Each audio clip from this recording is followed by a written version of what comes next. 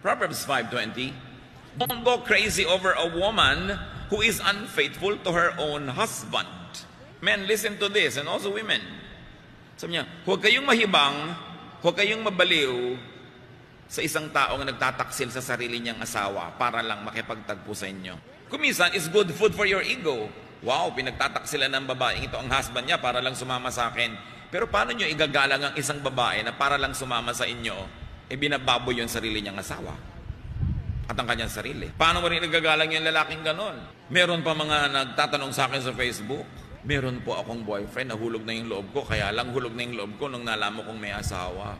Tapos, sabi po niya, ilihim namin sa asawa niya ang aming relasyon. Sabi ko, gaga ka ba? Ang ganda-ganda mong tao, ang husay-husay mo, isa ka lang lihim. Women, don't permit yourself to become just one man's secret. Magpakatalino kayo. If a relationship has to be a secret, you have no part being in it.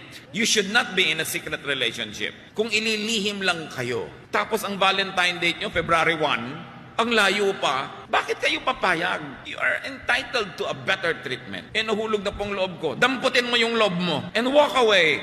Hulog-hulog ng loob. Napakadali naman kasing mahulog ng loob ng mga Pilipina. Matextan lang ng 3 beses na kumain ka na ba? In love na. Kailangan hindi hinuhulog yung loob hanggang hindi ka nag-iimbestiga.